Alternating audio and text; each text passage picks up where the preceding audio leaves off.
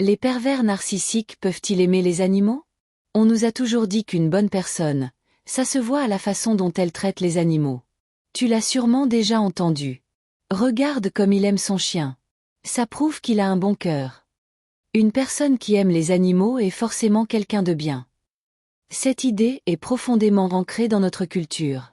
Depuis qu'on est petit, on nous apprend que les gentils aiment les animaux et que les méchants les maltraitent. C'est comme ça dans les films Disney, dans les contes, dans les séries. Mais un jour, j'ai commencé à remettre en question cette croyance.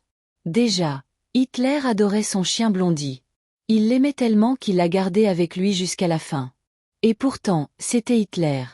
Ensuite, je suis tombée sur une émission de télévision où une femme diagnostiquée sociopathe expliquait qu'elle ressentait beaucoup d'empathie pour les animaux, mais aucune pour les humains.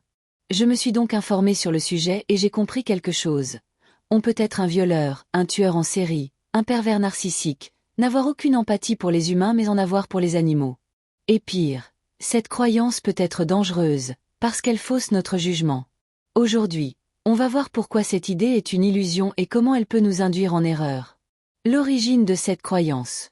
Si on croit que l'amour des animaux est un signe absolu de bonté, c'est parce qu'on nous l'a appris dès l'enfance.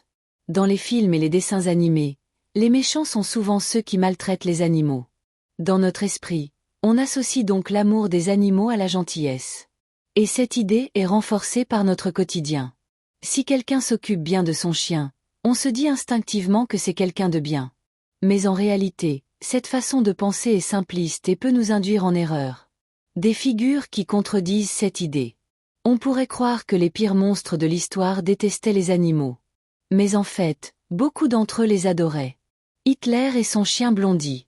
Hitler aimait tellement son chien qu'il la gardait toujours près de lui. Il lui faisait des câlins, jouait avec elle.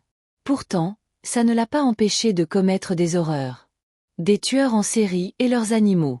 Certains psychopathes célèbres avaient des animaux qu'ils chérissaient. Ted Bundy, par exemple, était connu pour aimer les chiens. Pourtant, il était incapable d'éprouver la moindre empathie pour ses victimes. L'émission Ça commence aujourd'hui. Une femme diagnostiquée sociopathe expliquait qu'elle ressentait beaucoup d'empathie pour les animaux, mais aucune pour les humains. Elle était capable d'éprouver de la compassion pour un chien blessé, mais elle n'en ressentait pas du tout pour une personne en souffrance. Ça montre bien que l'amour des animaux et l'empathie pour les humains ne sont pas forcément liés. Pourquoi cette croyance est dangereuse? Cette croyance nous pousse à faire confiance à des gens qui ne le méritent pas.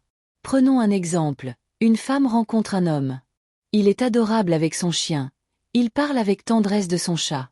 Elle se dit, s'il est comme ça avec les animaux, il doit forcément être une bonne personne. Mais quelques mois plus tard, elle découvre un homme violent, manipulateur et destructeur. Pourquoi? Parce qu'un pervers narcissique peut tout à fait aimer son chien, et être un monstre avec sa compagne. Certains utilisent même les animaux pour manipuler. Regarde comme j'aime mon chien, je suis quelqu'un de bien. Ils savent que les animaux suscitent de l'émotion, et ils s'en servent comme un outil de contrôle.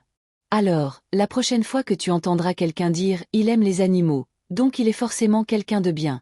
Rappelle-toi que ce n'est pas aussi simple. Aimer les animaux, c'est beau. Mais ça ne veut rien dire sur la façon dont une personne traite les autres. Et toi, tu en penses quoi? Est-ce que cette croyance t'a déjà influencé dans tes jugements? Dis-moi en commentaire. Si cette vidéo t'a plu, laisse un like, abonne-toi, et active la cloche pour ne rien manquer. À très bientôt pour une nouvelle vidéo.